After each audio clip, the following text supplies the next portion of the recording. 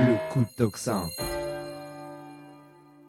Est-ce que tout le monde a bien mis ses pouces et ses cœurs avant que je commence? Oui? Bon, c'est bon, on y va. Alors bonjour, rebonjour Guy de Lafortelle. Bonjour Clémence. Alors, avant de vous donner la parole, je voudrais vous faire écouter à tous et à vous aussi le petit numéro d'auto-congratulation qui était assez merveilleux. C'est inédit à Bercy. Bruno Le Maire d'abord. Bruno Le Maire, notre ancien ministre de l'économie maintenant, lors de la passation de pouvoir samedi. Écoutez ça. Bercy doit être le ministère des possibles, comme la France est la nation des possibles. Oui, c'est possible de devenir la nation la plus attractive pour les investissements étrangers en Europe. Nous l'avons fait. Oui, c'est possible de parvenir au plein emploi. Nous sommes dans la bonne direction. Oui, c'est possible de mettre de côté nos querelles pour faire face unis à une crise exceptionnelle. Nous l'avons montré pendant la crise du Covid.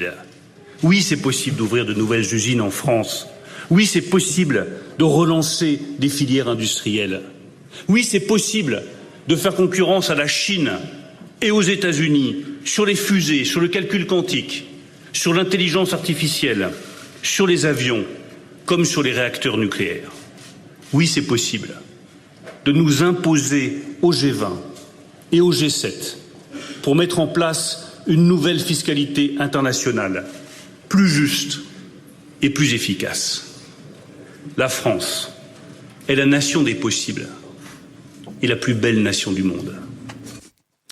On va se passer de commentaires, je voulais vous les laisser après Guy de Lafortelle. Je vous propose d'écouter Antoine Armand maintenant, notre nouveau ministre de l'économie, qui vante les succès de son prédécesseur. Le ministère a porté parmi les plus grandes réussites de la dernière décennie et je veux évidemment saluer l'action de Bruno Le Maire, ton action, cher Bruno. Tu es resté 7 ans à Bercy. Grâce à ton travail, à ta détermination, le chômage est au plus bas depuis 40 ans dans notre pays. Le chômage de masse était le fléau de la France, nous n'en parlons plus en tant que tel. Les impôts des ménages et des entreprises ont baissé de 60 milliards d'euros. La France est devenue le pays le plus attractif d'Europe et notre croissance est supérieure à celle de l'Allemagne. Alors qu'avant toi, cher Bruno, on la prenait en exemple. Pour ton courage, parce que tu as été successivement le ministre de la crise Covid, le ministre de la guerre en Ukraine, le ministre de la réindustrialisation aussi, parce que tu as agi en homme d'État, je veux te témoigner mon admiration et toute mon amitié. Quelle chance on a. Il vaut mieux entendre ça que des sourds. Guy de Lafortelle, je vous laisse nous rappeler qui est Antoine Armand et peut-être qui a été Bruno Le Maire. Vous savez ce qu'ils ont en commun, ces deux-là? Non. C'est que c'est des normaliens de la rue Gulm. C'est-à-dire qu'on met des lettreux qui aiment vous parler du renflement brun de leur trou du cul. Non, mais c'est fort. C'est Bruno Le Maire. Non, je pense pas qu'il ait fait ça, Antoine Armand, mais Bruno Le Maire, il a commis quelques romans, oui. Ouais, il faisait ça dans sa jeunesse, il fait ça encore maintenant, on se refait pas. Mais c'est un truc absolument dingue de se dire qu'on met des lettreux à l'économie et aux finances. Mais bon, c'est la première chose. Deuxième chose, tout ce qu'on a entendu là, la seule chose qui est vraie, c'est qu'il a effectivement passé 7 ans. Mais tout le reste est faux.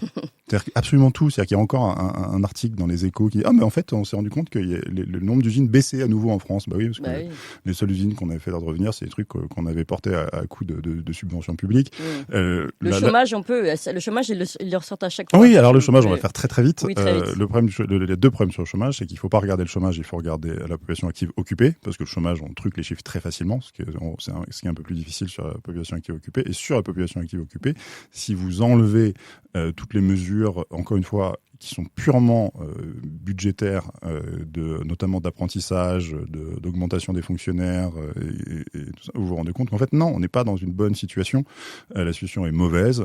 Simplement, ils ont cassé les genoux aux chômeurs avec plein de réformes qui ont été faites. Ça sert à ça aussi. Et donc non, là-dessus, c'est un énorme mensonge. Tout est faux. Et on a là-dessus, donc après Bruno Le Maire qui a passé 7 ans à nous faire... En fait, sa seule réussite, c'est 1000 milliards de dettes, quoi. C'est en fait les quelques trucs dont tu vas parler, parce qu'effectivement, il y a quand même pas mal de gens qui travaillent, mais c'est des gens qui travaillent et qui en fait coûtent plus cher que ce qu'ils rapportent. Donc où est l'intérêt? Ou qui vont aller dans des emplois où en fait ce qu'on appelle des bullshit jobs, c'est-à-dire qu'il y a des trucs où en fait s'ils étaient pas là, on s'en sortirait mieux. C'est-à-dire que c'est pas des gens qui ont fait de la productivité. Donc c'est absolument n'importe quoi. Et donc on a le pauvre Antoine Armand qui arrive, 33 ans.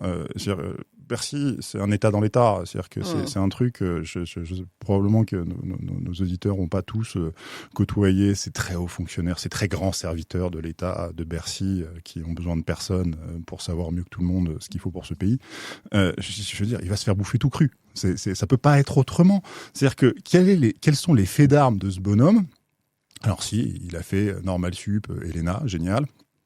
Il a été à l'inspection générale des finances, c'est le truc où François Hollande disait c'est génial l'inspection générale des finances. À l'époque, quand il avait 25 ans, François Hollande disait on vous donne un téléphone, un bureau, et puis vous faites ce que vous voulez. À peu près ça. Il raconte n'importe quoi. Sur sa bio, il nous explique qu'il a travaillé pour des entreprises énergétiques. On ne sait pas lesquelles. Oui. C'est nulle part. Donc, où sont les conflits d'intérêts? On ne sait pas.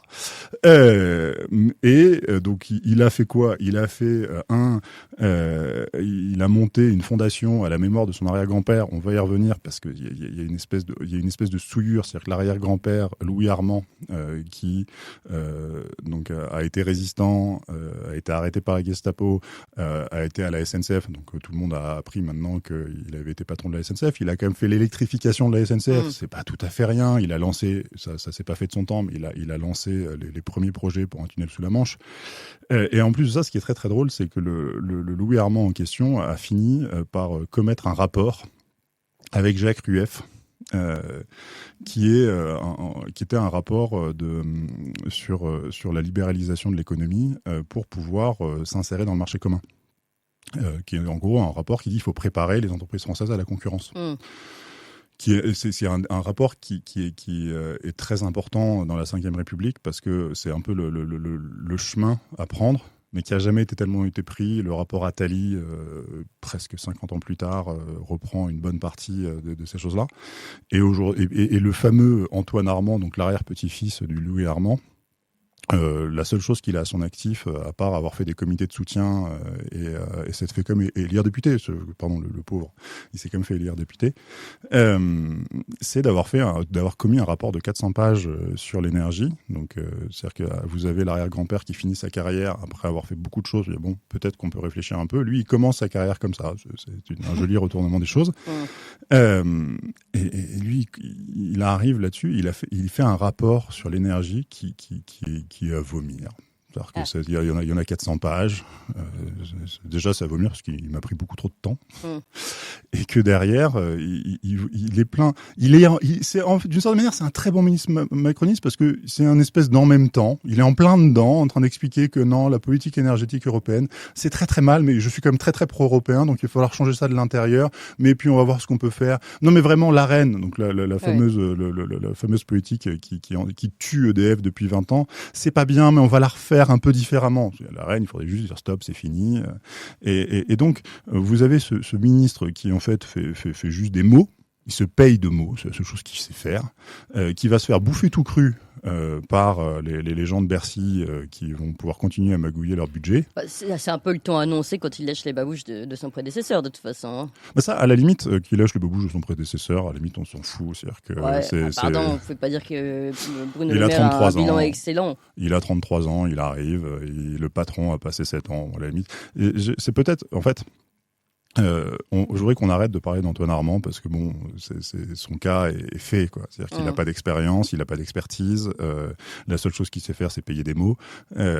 Mais à la limite, donc on parlait de Jacques Rueff, qui donc avait fait d'une certaine manière un rapport très libéral.